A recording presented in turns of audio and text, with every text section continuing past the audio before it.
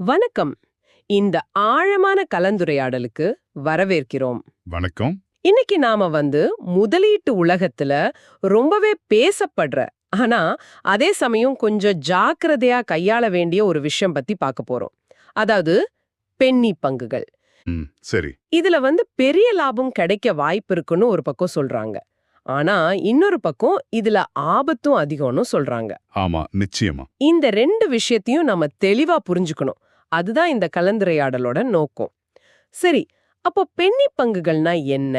ஏன் சிலருக்கு இது மேல இவ்ளோ ஈர்ப்பு, சிலருக்கு ஏன் பயம்? இந்த பயணத்தை தொடங்க ஒரு சின்ன ஒப்பீடு. நீங்க சொன்ன மாதிரி சிறிய விதைகள், பெரிய மரங்கள். ஆமா. இது பென்னி பங்குகளோட தன்மையே ரொம்ப அழகா சொல்லுதுன்னு நினைக்கிறேன். எப்படி? அதாவது நிறைய விதைகள் போட்டாரும் எல்லாம் முளைக்குமா சொல்ல முடியாது. ஆனா சில விதைகள் திடீர்னு பெரிய மரமா வளர்ந்து நிக்கும் இல்லையா? அது போலதான் இதுவும். ஓ, சரி சரி, புரியுது. நல்ல ஒப்பீடு.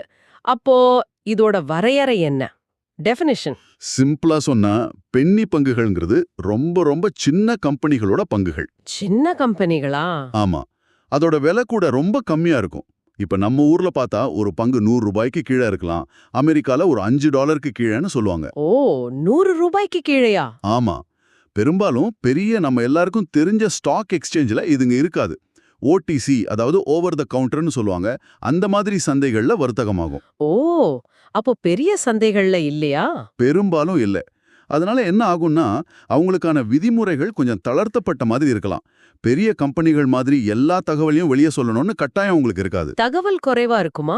ஆமா. ஆனா சிறிய விதைகள் விஷயத்துக்கு மறுபடியும் வருவோம். எல்லா விதையும் மரம் ஆகாதுன்னு சொன்னேன் இல்லையா? அதே மாதிரி இந்த பென்னி பங்கு கம்பெனிகள்ல நிறைய கம்பெனிங்க பெருசா வளராது. ஆனா சிலது எதிர்பாராத அளவுக்கு வளர்ந்துரும். அப்போ அதுல முதலீடு செஞ்சவங்களுக்கு பெரிய லாபம் கிடைக்கும். இதுதான் அதோட ஈர்ப்பு. சரி, இந்த பெரிய லாப வாய்ப்பு தான் அந்த கவர்ச்சிக்கு காரணம்னு சொல்றீங்க.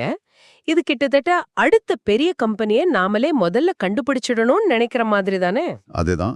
எல்டிடிஎஸ்னு ஒரு சின்ன கம்பெனி எப்படி வேர்ல்டு காம் ஆச்சுன்னு, அதாவது அது வீழ்ச்சி அடையறதுக்கு முன்னாடி. ஆமா, ஞாபகம் இருக்கு.